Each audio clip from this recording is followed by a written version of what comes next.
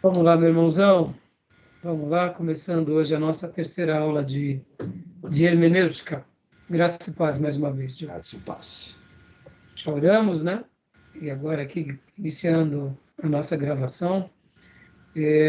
Como é costume, gosto de ler o texto bíblico e, como nós estamos estudando sobre hermenêutica, eu quero hoje começar contando uma história que, inclusive, nas minhas notas aqui da classe, que eu tinha registrado no último módulo que eu lecionei. Eu estava assistindo um programa National Geographic.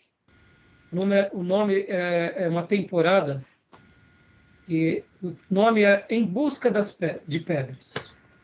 Fala sobre famílias que vão atrás de pedras preciosas.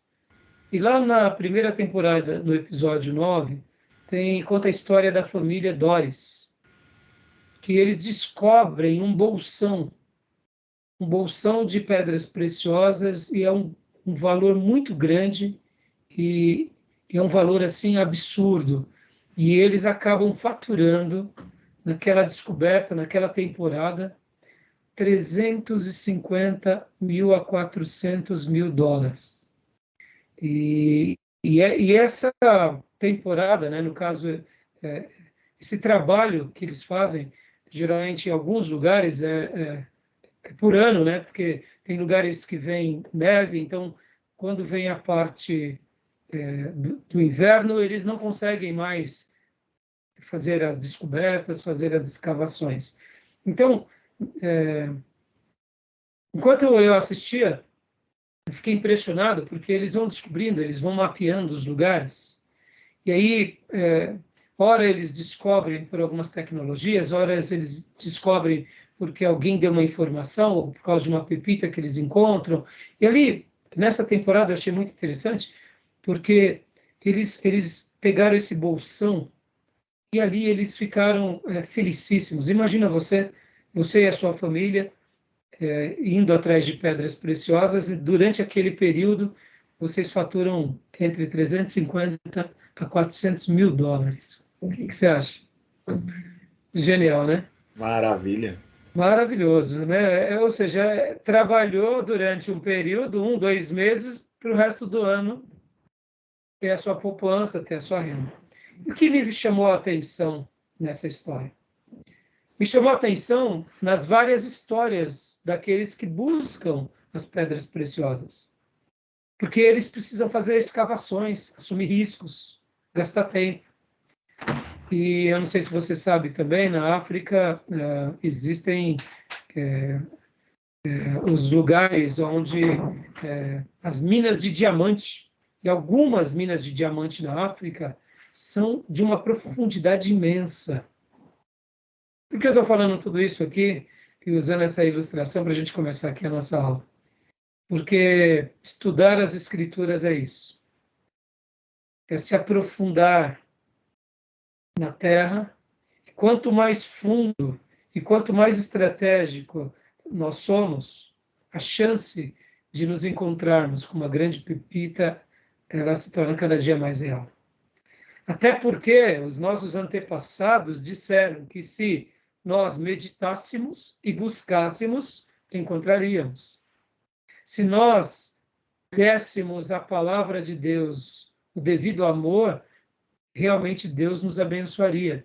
Se colocássemos ela acima do ouro e da prata, ela se tornaria a nossa maior riqueza. Ou seja, pode ver que fazer hermenêutica, ou fazer um estudo da Bíblia, nada mais é do que isso. É cavar nessa terra sabendo que em algum momento a gente vai encontrar um bolsão de riquezas divinas, de pepitas, de joias, de ouro, de prata, de diamante. Por quê? Porque é promessa de Deus. Quem busca, encontra. Quem bate, se abre.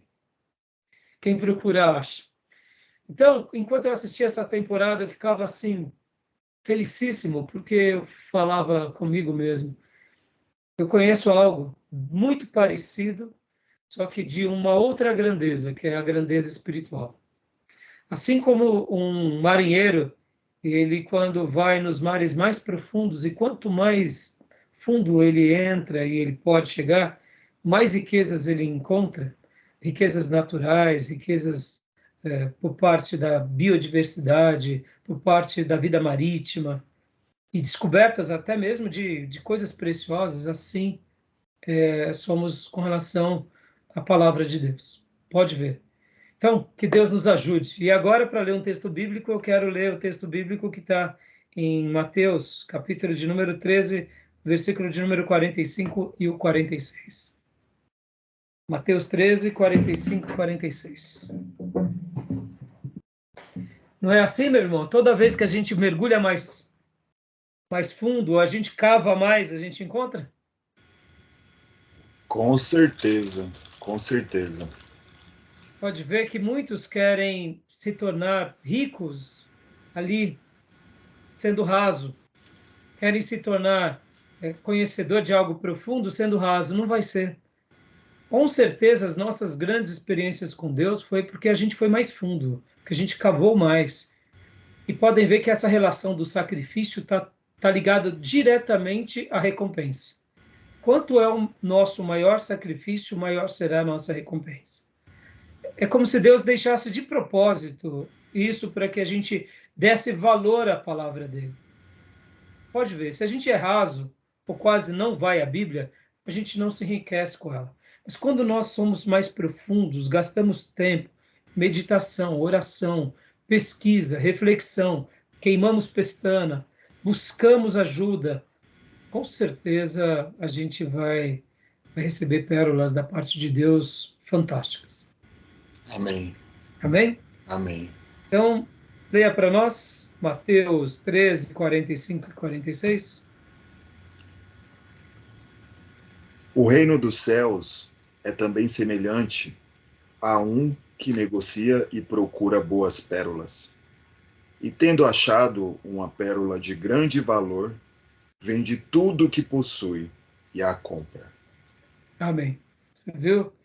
Ele tem coisas preciosas, mas o reino dos céus é como uma pérola de grande valor. Ele vende tudo pelo reino dos céus, por essa pérola chamada reino dos céus, reino de Deus. Que assim seja conosco. Amém. E que a gente possa cavar profundo a vida toda e achar grandes pérolas para a glória do Senhor. Amém? Amém. Então, meu irmão, nós na semana passada nós estávamos trabalhando sobre os slides e ali nos slides nós paramos na primeira regra. Lembra disso? Paramos na primeira regra. Nós já estamos aqui trabalhando aqui no livro texto. Eu quero até compartilhar aqui com vocês os nossos slides. Vamos lá.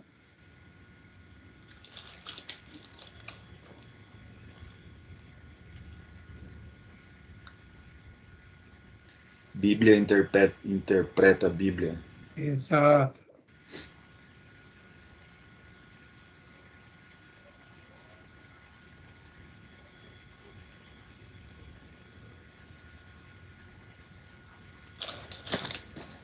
Vamos lá.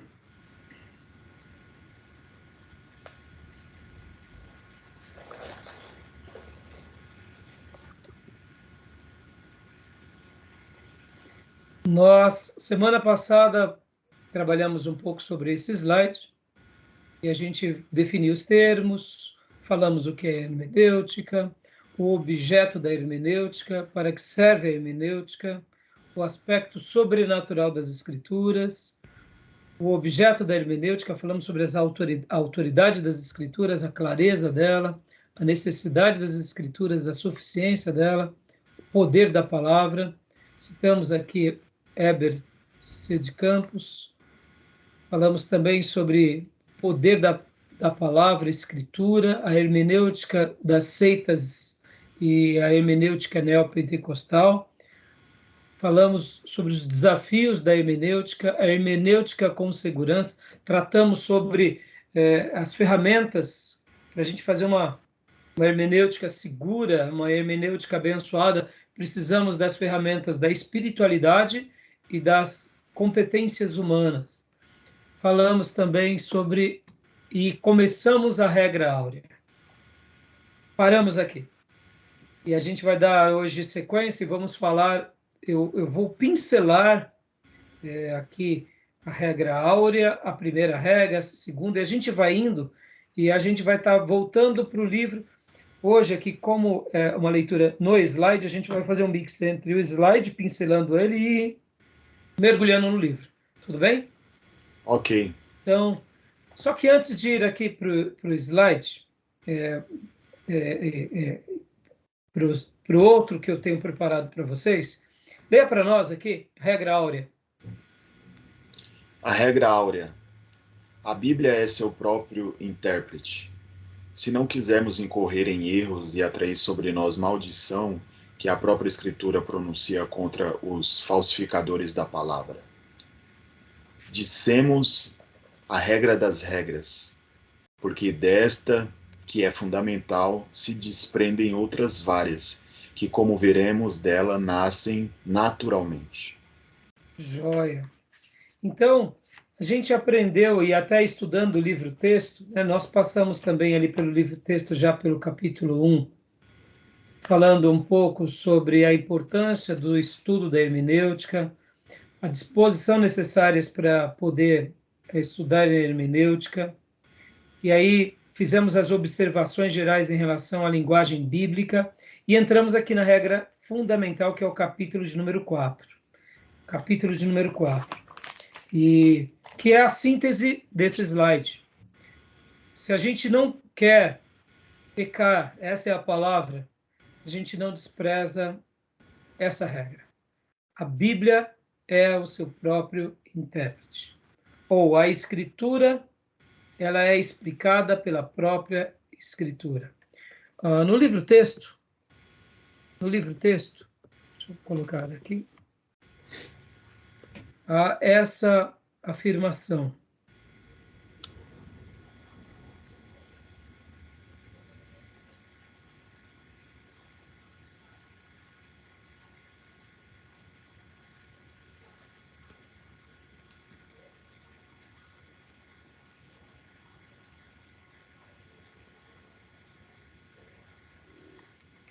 Regra fundamental. A Escritura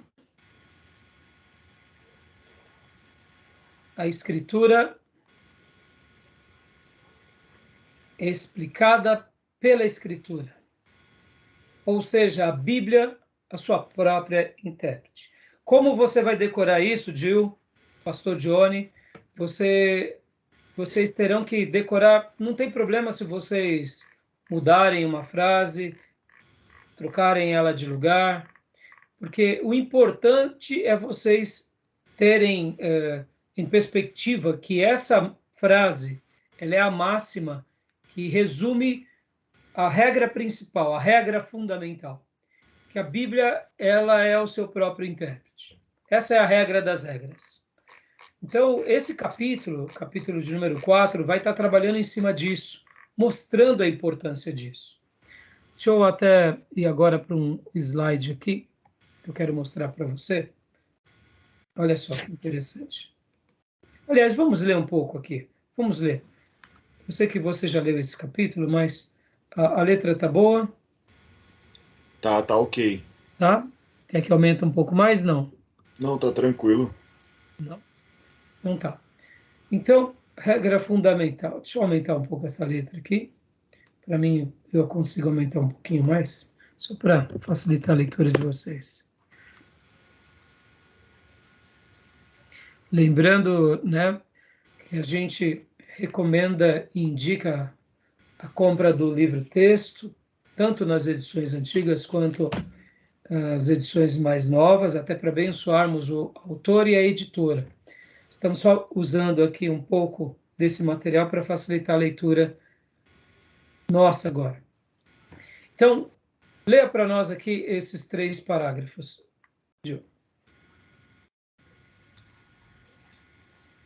Pelo dito anteriormente, foi-nos possível ver como é apropriado e mais conveniente que qualquer documento de importância em que se encontre pontos obscuros se preocupe que ele seja o seu próprio intérprete. Quando a Bíblia, o procedimento sugerido não é só conveniente, é muito factível, mas absolutamente necessário e indispensável. Deixa eu dar uma pausa aqui. Eu conversava com um irmão, que ele era novo convertido, e ele disse o seguinte, que ele estava lendo... Graça e paz, pastor Johnny. Graças Graças a a Deus, Deus. pastor Gil, tudo bem? Ele estava lendo... Tudo bem, meu irmão. Ele estava lendo um livro, e o livro que ele estava lendo, o autor deu uma sugestão muito linda. Eu realmente ouvi essa história dele, o irmão Paulo Lima, trabalhava conosco lá no Pregão, hoje está morando no litoral. Ele falou o seguinte, que como que nós comemos peixe? Como que a gente come peixe? Vamos lá. Como que a gente come um peixe? Tira a Tirando os espinha e come a espinhos. carne. Como? Tira a espinha e come a carne. A gente fica mastigando espinho? Não, Quando éramos criança, por que não gostávamos de comer peixe? não sabíamos separar o espinho da carne. Pressa para brincar, vontade de comer rápido para se divertir, a preguiça de mastigar ou de fazer a lição de casa. Uma criança, ela não tem aquela maturidade. Depois que aprendemos, eu particularmente sou apreciador de peixe e de tudo que é fruto do mar. Mas por que eu estou falando isso? Olha que interessante. Quando lemos a Bíblia, nós precisamos saber que esse, esse banquete divino é como um peixe, muitas vezes. Você vai pegar vamos se lembrar aqui de quando éramos novos convertidos. Será que dava para a gente ler o Velho Testamento e falar que comeu tudo e entendeu tudo? Vocês lembram a sua primeira leitura da Bíblia? Foi até no Novo Testamento, né? Tinha algumas questões lá que era de difícil interpretação, que dirá no Antigo. Exatamente. No Novo tem, né? Né? Então, esse irmão Lima, quando ele falou isso, eu nunca mais me esqueci. E qual é a questão aqui? Assim como na minha ilustração, que eu falei sobre descobrir pérolas preciosas, nós precisamos ser caçadores de pérolas preciosas, nós precisamos entrar na terra, cavar e ter cuidado da maneira em que fazemos isso, mas com as ferramentas certas e com a experiência adequada, a gente vai encontrar tesouro. Mas é trabalhoso, é desgastante, é penoso, mas é inevitável que encontremos. Assim também a palavra de Deus ela é como um banquete que, quando lemos pela primeira vez, nós comemos, sim, nos alimentamos, mas muita coisa para nós era um bocado de carne repleto de espinho. Então, o que a gente tem que aprender e tem que fazer sempre? Alguns temas, alguns pontos são mais difíceis de limparmos, de separarmos, de prepararmos. Então, a gente tem que dar tempo ao tempo. A gente não tem que, por exemplo, querer mastigar tudo achando que vai ser fácil, né? Porque, de fato, na experiência de um novo convertido, é uma experiência que requer muito sacrifício. É uma experiência que requer muita disciplina, muito cuidado. No Novo Testamento, quem dera do Velho. E no Novo Testamento, as coisas mais difíceis são o que? Os textos paulinos e principalmente Apocalipse. Pelo amor de Deus, ali é o peixe espinhento, né? E bota espinho nisso. Então, o que acontece, meus irmãos? Essa comparação, né? O que a gente acabou de ler há pouco aqui, na frase do livro-texto, é bem a Bíblia, ela, a gente tem que saber que ela, ao mesmo tempo, ela se auto-interpreta mas que a gente também tem que deixar com que as coisas aconteçam.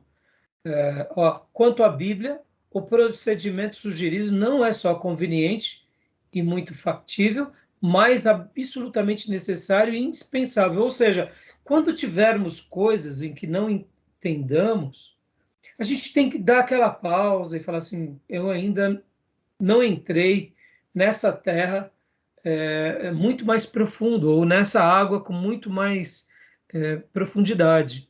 Por enquanto, eu não estou entendendo muito bem. Quer ver um exemplo disso? O livro de Levítico e o livro de Hebreus. Não sei se vocês já notaram que, ao ler Levítico pela primeira vez, há uma complexidade imensa de compreender um pouco de Levítico. Fica tudo muito cansativo, exausto. Você fala, pelo amor de Deus, tanto sacrifício, para que tudo isso? Aí depois que você passou pelos 5 livros de Moisés, conheceu um pouquinho o Velho Testamento, a história, a obra dos sacerdotes, dos levitas, e aí você vai para o Novo Testamento e de repente você entende um pouquinho a correlação do Novo Testamento, e aí você lê Hebreus e você começa a fazer a ponte com Levítico, aí você fala, pelo amor de Deus, que livro maravilhoso. Não é assim? Aí você começa a entender princípios tanto em Levítico, na vida sacerdotal, quanto nos profetas, quanto nos sacrifícios, com a obra de Cristo. Ou seja, a Bíblia, a gente tem que deixar com que ela se explique. Ela tem que se explicar. Nós não precisamos ter pressa sobre essa pauta. A gente não precisa ter eu não sei, eu tenho que dar um jeito, e eu vou aqui para a espiritualidade, eu vou aqui para a oração, e vou aqui para a revelação.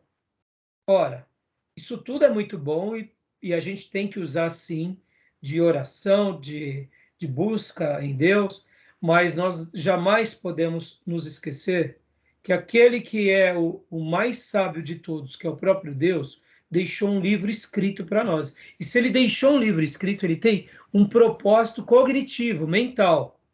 Porque senão ele não deixaria um livro escrito, ele diria: vão orar, meus filhos, e eu vou falar com vocês. Estão entendendo? Então, no momento em que temos um princípio bíblico, uma doutrina bíblica, temos ali uma revelação, e ali a gente não consegue fazer o link ou a resposta, e a gente tenta dar uma ajudinha, a gente só piora na situação. E aí a gente vai praticar o que Abraão fez com Agar no nascimento de Ismael, juntamente com Sara. A gente tentou dar uma ajudinha na promessa. Pode ver que nós, pregadores, gostamos de dar uma ajudinha na promessa, não é? A gente ama dar uma ajudinha na promessa. Chega alguém, pergunta alguma coisa, a gente não sabe direito, e muitas vezes o ministro, que ele ainda é novo na fé, ele se sente meio acuado, e ele fala assim, não, eu preciso dar uma resposta para o irmão. E aí dá aquela forçadinha santa na interpretação. Aí eu acho que vai nascer alguns Ismaéis aí, viu, meu irmão?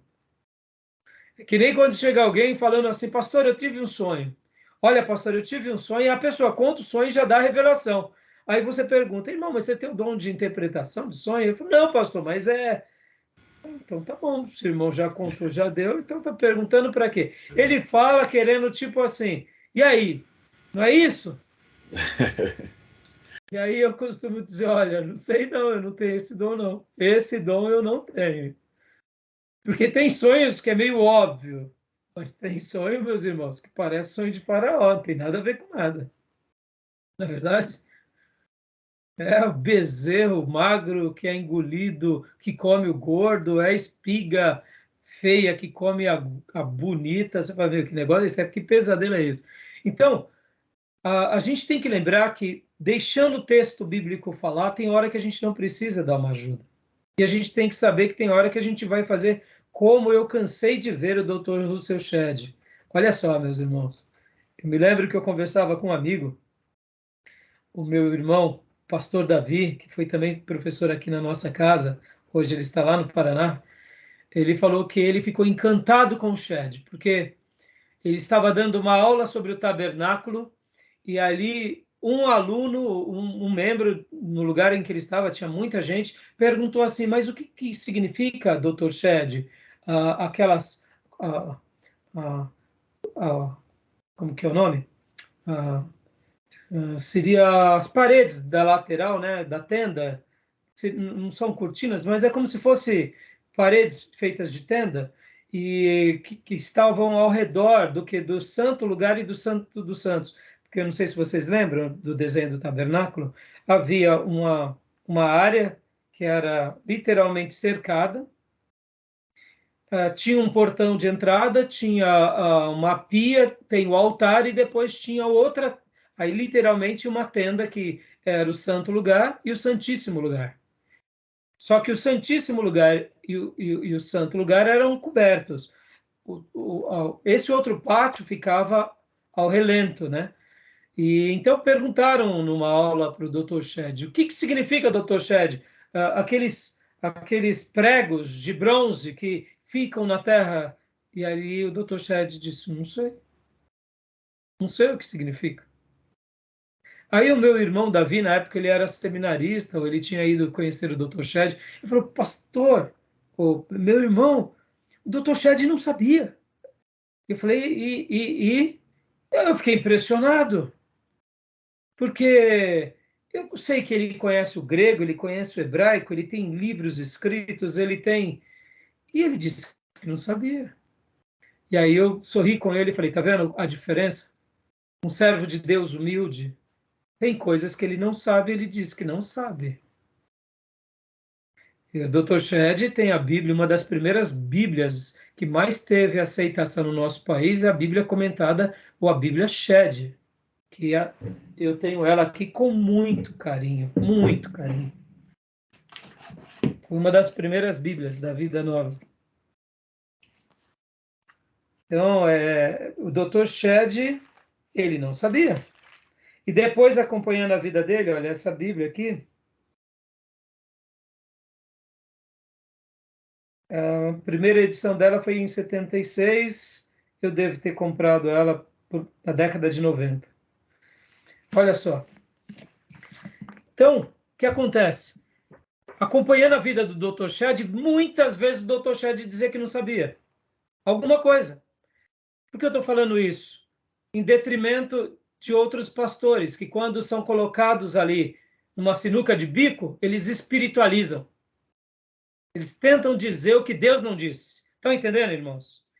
E agora eu quero parafrasear com uma outra lição que o pastor Enéas Tonini nos deu no seminário, nos meus dias em que ele lecionava para nós Novo Testamento. Ele dizia assim para nós, alunos: quando Deus não afirmou, não afirme. E se você não souber de algo, diga, eu penso que é isso, eu acho que é isso, mas nunca diga, é isso sim, é isso da parte do Senhor. Isso foi muito lindo. Essas duas lições do Dr. Shedd e do pastor Enéas Tonini me deram convicção de que eu posso não saber. Eu tenho a permissão de Deus de não ter todas as respostas, ou não compreender totalmente tudo. Talvez vocês me digam, mas Pedro não disse para a gente se preparar para dar resposta da nossa fé? Sim, uma coisa é você nunca se preparar, mas outra coisa é você saber tudo. Outra coisa é você dizer o que Deus não disse e afirmar o que Deus não afirmou. Logo, você pode sim. E lendo as Escrituras, irmão, você pode ver que em Atos, o próprio apóstolo Paulo, ele vai dizer o seguinte: nós nos sentimos impelidos pelo Espírito, nós achávamos que éramos para fazer tal coisa. Quando a gente lê o livro de Judas, por exemplo, eu queria escrever para vocês a respeito da salvação, mas me senti impelido em falar sobre batalhar pela fé. Ou seja, não tem nenhum problema. Muitas vezes você não tem uma certeza. O problema é você afirmar o que Deus não afirma. Então, nesse contexto de tentar explicar e de tentar responder, a gente tem que ter muita clareza disso. Tudo bem até aí, irmãos? Porque muitas vezes a gente acaba pecando muito nessa questão. Eu me lembrei de um pregador em que ele estava pregando, o calor da sua oratória, e ele era pentecostal. Nada contra os pentecostais, porque tem pentecostais magníficos, que pregam muito e pregam Bíblia demais. Mas aí ele pregando, e ele foi lendo o texto, ele foi citando a passagem bíblica, ele disse assim, então, ele pegou, e Jesus ia passando por Jericó, e ali Nicodemos subiu no pé de árvore. E ali tinha um pastor nos bancos que estavam ali no altar, né, atrás do pregador. Então, Jesus, vendo Nicodemos em cima do pé de árvore, porque Nicodemos não era de uma estatura tão alta, e aí um pastor puxou o terno, né, do pregador e disse assim, não, Nicodemos não, Zaqueu, Zaqueu. E aí o pregador, no calor da oratória, continuou. E aí Jesus disse, Nicodemos, o que você está fazendo aí em cima? Aí é o lugar de Zaqueu. E ele continuou pregando, meus irmãos. Estão entendendo? Aqui já é uma piada que a gente conta tanto em hermenêutica quanto em homilética, tá bom? Oh, meu pai do céu. Você entende muitas vezes, irmão, a gente que... Oh, meu Deus, qual é o problema de errar o nome? Você está entendendo? Muitas vezes a gente não admite que a gente pode citar um nome errado no calor da oratória. Não é verdade, irmãos? Acontece. Você está falando de Moisés, então Josué. Aí você, né, você troca, acontece isso. A gente tem que dar o direito da dúvida de que a pessoa ela não está sendo herética, ela só ali, enquanto pensava, porque Spurgeon dizia que enquanto nós pregamos, o mundo está acontecendo ao nosso redor e a gente está vendo a criança que anda na igreja, o irmão que se levanta, você está pensando no próximo ponto, de repente você está tentando passar aquela ideia, ou seja, tem hora que acontece com o pregador, né? Mas isso tudo, claro que essa piada que eu acabei de contar de Nicodemos no lugar de Zaqueu, ali é um exagero, mas irmãos, eu não sei se vocês já viram, muitos pregadores e muitos professores, eles dão uma hermenêutica, onde eles desprezam essa ideia. Eles tentam explicar onde Deus não explicou nada, colocando um outro texto. Você já deve ter visto isso, não? Uma passagem de Jesus é a mulher que foi pega em ato de adultério, né? Quando Jesus se agacha lá para escrever, eu já vi tanto absurdo que você fica assustado. Como é que descobriram isso, né? É a pergunta que fica. Exatamente. E aí, o pior de tudo, sabe, pastor Johnny, é que a maioria das pessoas que fazem tais afirmações não diz assim, olha, eu penso que poderia, eu acho, vamos imaginar. Eles colocam como revelação, porque Deus fez. Eu me lembro que eu estava assistindo, certa ocasião, um pastor pentecostal que é muito admirado por muitos seminaristas antes de ir para o seminário, porque depois que o irmão vai para o seminário, deixa de admirar esse pregador. Porque esse pregador, ele prega muito bem, ele tem o domínio da oratória, a presença de palco, no entanto, força muitas coisas. E eu lembro que eu ouvi uma mensagem desse pregador, e o que acontece foi o seguinte, sabe os 10 dias em que houve vamos dizer assim, um parênteses, né? Jesus fica 40 dias aqui na Terra, ressuscita no 40º dia, e o Espírito Santo vem no 50º dia. Vem no dia de Pentecostes, não é isso? Ficam 10 dias. Eu vi um pastor pentecostal dizendo o que aconteceu no céu durante esses 10 dias. E no primeiro dia, Jesus disse para o Pai, Pai, envia o meu Espírito. Pai. E o pai disse, calma, filho, eu estou trabalhando nos corações. E aí no segundo dia, Pai, envia o teu Espírito, as tuas ovelhas estão carentes. E aí, olha, imagina a intensidade da oratória do pastor pentecostal, hein? E aí, no 8º dia, ele falava, Pai, eles estão perdidos, Pai. E aí o pai dizia algo para Jesus se acalmar. Aí no 10º dia, o filho pedindo, clamando ao pai, e o pai, tá bom, eu vou derramar. E aí, irmãos, a igreja, eu ouvi essa mensagem de áudio, dava para ver a igreja pulando, gritando, dando pirueta, porque realmente, como encenação, construção, foi brilhante, mas como revelação, pecou, porque em nenhum momento ele disse, eu acho, eu penso, eu gostaria. Ele afirmou como se a Bíblia tivesse dito. Isso que é o problema. Então, essa parte aqui, eu estou gastando esse tempão todo, porque, ó, olha só como é interessante. Pelo dito anteriormente, foi-nos possível ver como é apropriado e mais conveniente que em qualquer documento de importância em que se encontre pontos obscuros, se procure que ele seja o seu próprio intérprete. Ou seja, tem algo obscuro? Deixa com que o texto responda, porque se foi obscuro, Deus quis assim. Quer ver um outro texto bíblico, irmãos? Abra comigo a Bíblia de vocês em Deuteronômio. Deuteronômio. Olha só que interessante. Deus fez questão de deixar algumas coisas obscuras. Outras, não muito obscuras. Deuteronômio 29 e 29. Quando Deus deixa algo obscuro, por exemplo, esses 10 dias entre a ascensão de Jesus aos céus e a descida do Pentecostes, por que foram 10 dias? Vamos lá, uma breve exegese. Por que foram 10 dias? Vamos ver as heresias. A gente bota aqui. O pastor que o senhor ouviu já falou, já. Boa.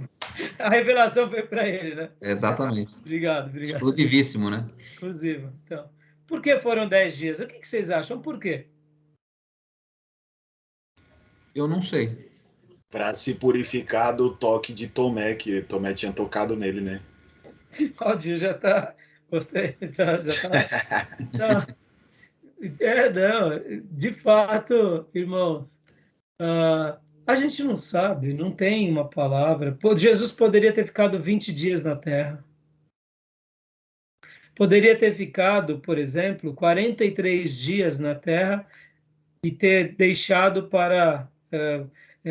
deixado 7 dias para o Espírito Santo. Não tem uma resposta. Isso daqui é um mistério. Então, perceba, tem coisas que são obscuras que nós não teremos respostas. Mas tem coisas que são obscuras que a resposta tem que vir da onde? Tem que vir do próprio documento que ele é tratado. Porque o próprio documento trará alusão àquilo que é obscuro. Se tratando de um documento que foi criado com a mente de Deus, Deus vai dar a resposta. Simples, não? Então, Deuteronômio 29, 29, mas a ideia de Tomé foi boa, viu, Gil? Gostei da imaginação aí. Alguém pode ler? Deuteronômio 29, 29. As coisas encobertas pertencem ao Senhor, o nosso Deus, mas as reveladas pertencem a nós e aos nossos filhos para sempre, para que sigamos todas as palavras desta lei. Olha, esse texto é magnífico. Ou seja, há coisas obscuras, mas as que são reveladas e elas se encontram numa pseudo-obscuridade, não se incomode, porque o próprio texto, ou seja, o próprio intérprete ou o próprio documento trará alusão ao que foi obscuro. Vamos pegar um outro ponto aqui, irmãos. A questão dos dinossauros. Quer um ser mais magnífico e tão pré-histórico quanto uma baleia? Coisa magnífica. Recentemente descobriram, não sei se vocês viram, que em algumas regiões profundas do mar existem lulas gigantes. Até então, eram tidos como ficção, né? Mitos. Mas lulas gigantes que existem em profundidades absurdas do planeta, dos mares, né? São lulas gigantes. Então, na antiguidade, se por acaso algum pescador pegasse uma lula gigante, era a história de pescador, né? História de pescador. Hoje em dia já não. Mas olha, quantos anos e quantas décadas. Para vocês terem uma ideia, nós sabemos mais sobre o espaço do que sobre os oceanos. É incrível, né? Nós temos muitos mistérios nas águas que ainda não foram decifrados, em função da pressão. A pressão é tão grande que existem poucos instrumentos que chegam lá. Peso da água, né? Então, olha que interessante, né, irmãos? Tem coisas que a gente não imagina, nem deduz, né? Então, pensando agora nas escrituras, tem coisas, como eu acabei de citar, é a questão dos dinossauros, é a questão do dilúvio, é a questão... Tem coisas que elas vão ter pontos de obscuridade. E quando tiver esses pontos de obscuridade, a gente tem que deixar que o próprio documento tente esclarecê-lo. Tá bom? Tudo bem até aí? Pastor Johnny, leia para nós aqui o segundo ponto. Agora, por favor. Os imitadores conscientes e inconscientes. Desculpa, o primeiro ponto, o primeiro. Ah, tá. O segundo parágrafo. Ok. O quanto sabemos, o primeiro intérprete da palavra de Deus foi o diabo, dando à palavra divina um sentido que ele não tinha, falseando astutamente a verdade. Mais tarde, o mesmo inimigo falseia o sentido da palavra escrita, trocando-a. Truncando-a. Um olho mesmo, né? É. Truncando-a, isto é, citando a parte que lhe convinha e omitindo a outra. Ou seja, né? Interessante esse intérprete astuto do mal, né? E a gente não pode perder isso nunca de vista, que o maior inimigo da palavra é o diabo. Sempre vai ser assim e nunca vai mudar. Pode ler para nós o segundo ponto também, por favor. Os imitadores, conscientes e inconscientes, têm perpetuado esse procedimento enganando a humanidade com falsas interpretações das Escrituras. Vítimas, pois, de tais enganos e de tão estupendos erros que têm resultado em hecatombes e cataclismos, devemos já conhecer o suficiente dessa interpretação particular. E a ninguém deve parecer estranho que insistamos em que a primeira e fundamental regra da correta interpretação bíblica deve ser a já indicada, a saber, a Escritura explicada pela Escritura, ou seja, a Bíblia, sua própria intérprete. Como eu dizia antes de você chegar, Pastor Johnny, como vocês vão decorar isso, não importa. O importante é que vocês jamais se esqueçam dessa premissa, dessa máxima. Porque muitos, por desprezarem esse princípio, acabam sendo, eu diria, acabam sendo discípulos do inimigo, porque de uma forma consciente ou inconsciente, deturpam o verdadeiro sentido da palavra. Eu me lembro de uma frase que os nossos professores no seminário também nos ensinou, que é: um texto fora de contexto só serve de pretexto. Isso vale para as escrituras, isso vale para a vida. Pode ver que quem conta um conto aumenta um ponto. Não é assim? Na nossa relação diária acontece muito isso. Uma pessoa conta um ponto, conta um conto, aumenta um ponto, e quando vai passando, chega de uma outra forma até você. Por essa razão, sabendo que a palavra de Deus, se ela for mal interpretada, a gente corre um sério risco e a gente vai dar um outro sentido. Então, a gente tem que usar os textos nos contextos e nunca fugir dessa ideia, porque senão tudo isso só vai servir de pretexto. E agora aqui eu quero fazer um desenho com vocês. Querem comentar alguma coisa? Tá tudo bem até aí? Tranquilo? Tá tudo bem. Tranquilo. Olha só, deixa eu mostrar um breve desenho aqui. Regra fundamental, então, vocês nunca devem se esquecer. A Bíblia é o seu próprio intérprete.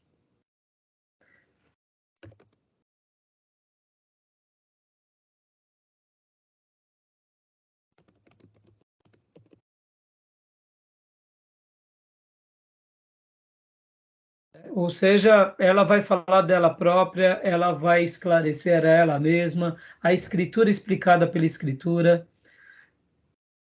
Agora, olha só que interessante, irmãos. Deixa eu só tentar me aventurar aqui. Vamos pegar aqui. Vamos pegar aqui. Opa, muito grosso. Olha que interessante. O Antigo Testamento, quando ele foi criado, né? Podem ver que nós sabemos que o Antigo Testamento, ele tem 39 livros. Ele demorou um período muito grande de tempo para ser construído, para ser codificado. E nós também sabemos que ele não teve uma construção ininterrupta. Um profetizou logo na sequência do outro. Podem ver que Moisés escreve, depois de alguns anos vem Josué, depois de alguns anos vem Samuel escrevendo a história dos juízes, a história de Ruth, inicia contando a sua própria história. Então, olha que interessante, né? Quando nós pegamos esse conjunto chamado Velho Testamento, e depois vem toda a história do Velho Testamento, e ali, por volta do ano 400, temos aquele período que chamamos de período interbíblico, e aí depois começa a outra parte, que é o Novo Testamento. A gente não pode esquecer disso. O quê?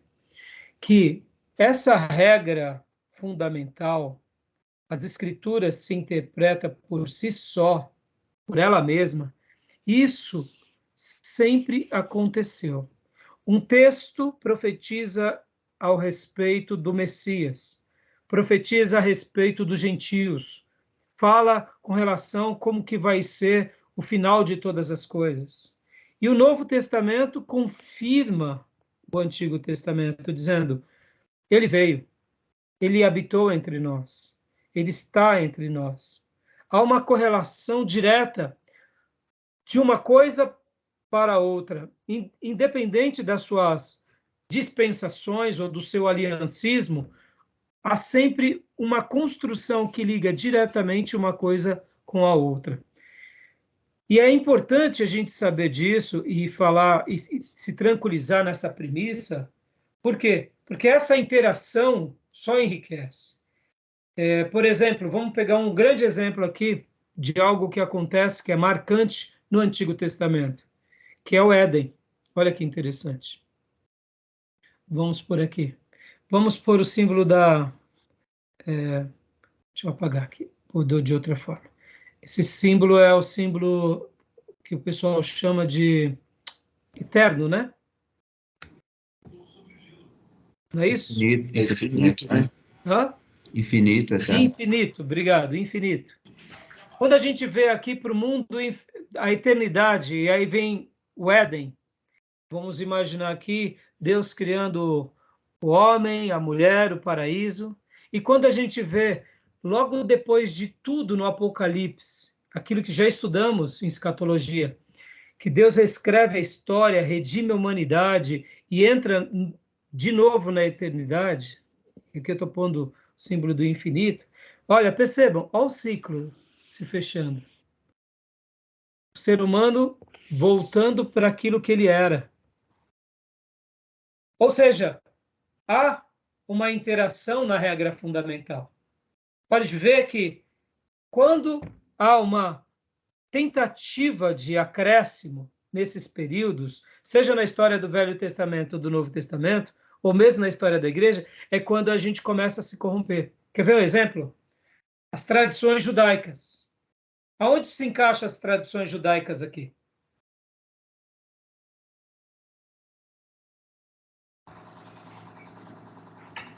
Na Antiga Aliança. Mas elas estão respaldadas na Antiga Aliança, pastor? A Antiga Aliança, a tradição judaica, eles tentam colocar algo, vamos supor, a Bíblia fala sobre o dia de descanso, certo? Mas ela dá quantidade de passos?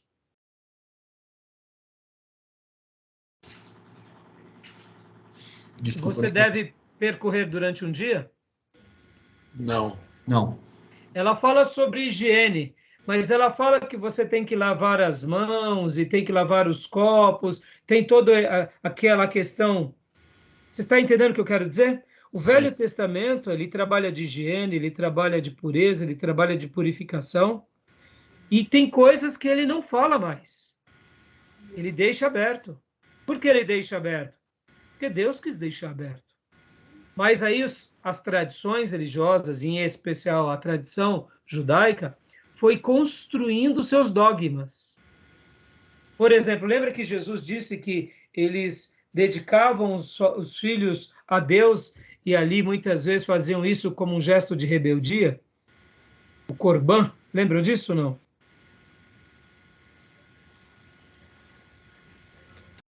Eu não estou vendo vocês. Eu não lembro, não. No Velho Testamento, quando um filho se rebelava contra o pai, essa rebelião era mal vista. Então, muitas vezes, para que um filho rebelde se rebelasse contra o pai, ele fazia um voto de eu estou me consagrando a Deus. Aí o pai já não podia mais fazer nada contra ele. E Jesus, quando vai tratar sobre essa situação, ele repreende os judeus falando sobre isso, falando que eles faziam alianças e consagrações que não tinha nada a ver com o preceito sagrado. Quer ver? Está lá em Mateus, ou melhor, Marcos 7:11. Ó.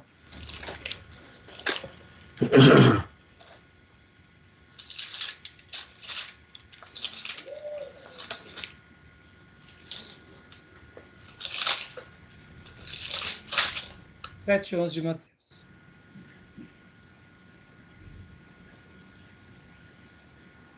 Pode ler para nós. Vós, porém, dizeis: se um homem disser ao seu pai ou à sua mãe, aquilo que poderias aproveitar de mim é Corban, isto é, oferta para o Senhor. Joia, até aí tudo bem. Agora, para entender melhor, leia do 8 e o 9. Negligenciando o mandamento de Deus, guardais a tradição dos homens. Opa, peraí, dá uma pausa. Olha lá.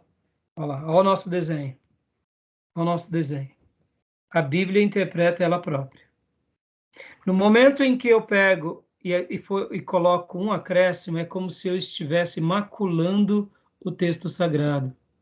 É isso que eu estou querendo demonstrar através disso. É como se eu estivesse ferindo um princípio sagrado. Eu estou colocando um acréscimo ao Velho Testamento. Está entendendo? Ó, eu coloquei uma tradição, um conglomerado unido à Bíblia. Porque aqui o que os judeus estavam fazendo era isso. Pode ler.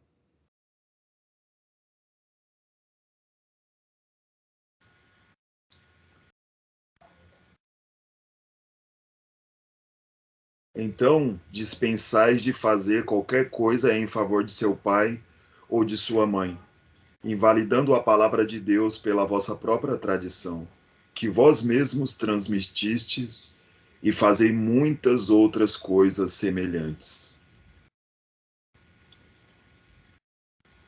Qual É o foi o 9, versículo perdão. que você leu?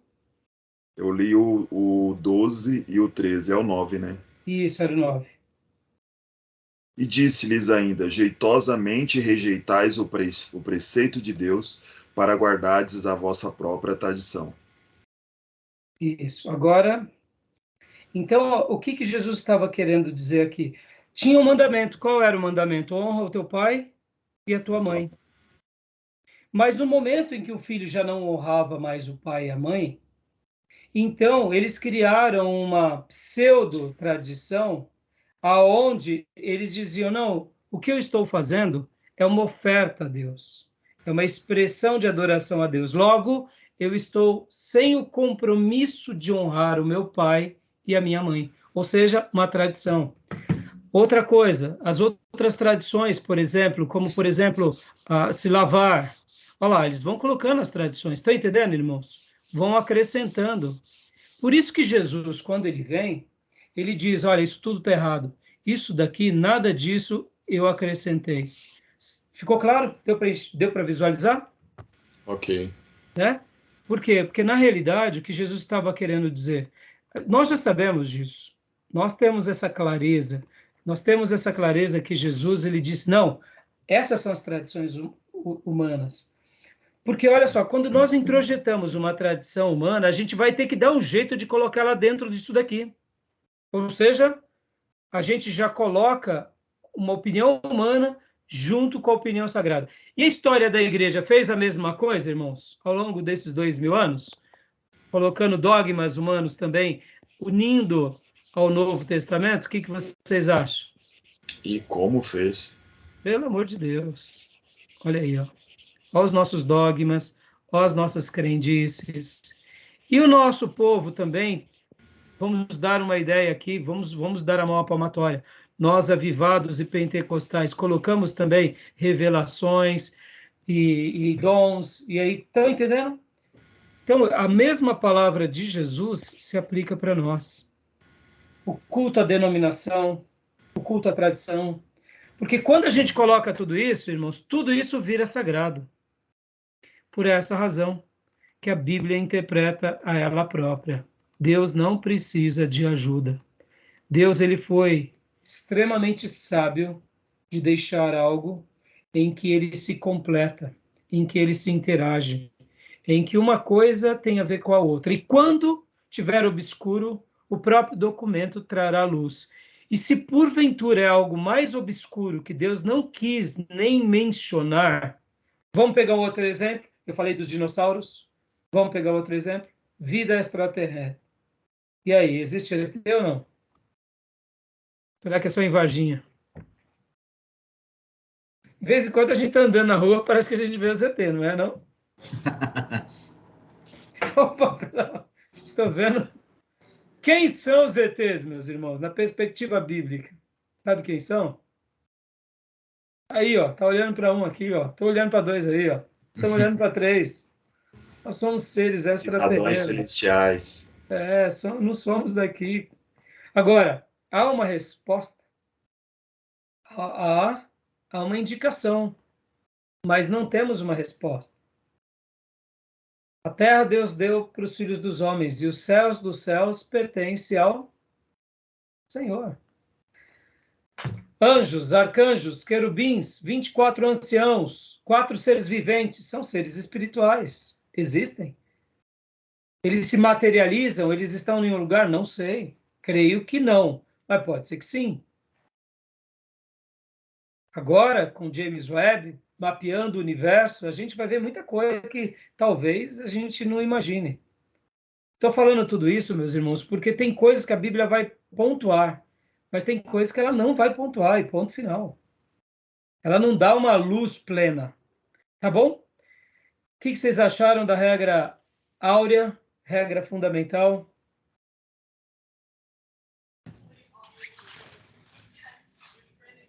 É isso aí. Eu até antes mesmo de iniciar o seminário, eu estava lendo um livro, desculpa, não vou lembrar o autor, e ele justamente pontuava, né? A gente não ficar buscando ou ciscando em outros terrenos, sendo que a resposta de tudo que a gente precisa na palavra está na palavra. Exatamente. Se alguém acrescentar alguma coisa, ou se alguém tirar alguma coisa, vai ver com Deus. Nós temos que ter essa convicção, meus irmãos, de que a palavra de Deus, ela nos basta. Ela é plena, ela é completa. Domingo, o nosso ministro de música leu um salmo na abertura do culto, foi maravilhoso. É o salmo que diz que o teu amor vale mais do que a vida. Que salmo maravilhoso. Teu amor vale mais que a vida. Os salmistas, quando faziam as suas composições, principalmente Davi, ele demonstrava que a palavra de Deus era mais preciosa do que a prata, do que o ouro depurado. O que nós precisamos é ter essa clareza e essa santa devoção. E o capítulo 1 aqui, ele vai deixando isso de forma clara, linda e bela. Vocês têm alguma dúvida sobre o capítulo 1? Fizeram alguma anotação que gostariam que a gente comentasse agora? Ou ficou bem claro para vocês? Pastor, para mim tá tranquilo. É o capítulo 4, na realidade, né? É o da regra fundamental. Então, e você, Gil? Tá bem tranquilo? Desculpa, o senhor falou 4, não, é que o 1 para mim aqui é hermenêutica, a importância do seu estudo. Não é. É a regra fundamental. No meu livro antigo é a regra fundamental. Tá bom. Na verdade, eu não cheguei nesse capítulo ainda, meu Não? pastor. Então, quando chegar, anota, faz o apontamento para a gente poder, tá bom? Mas é isso. Tudo bem até aí, então? Ok. Eu vou parar a gravação, que deu nosso tempo, para abrir uma nova gravação, tá bom? Só um minuto.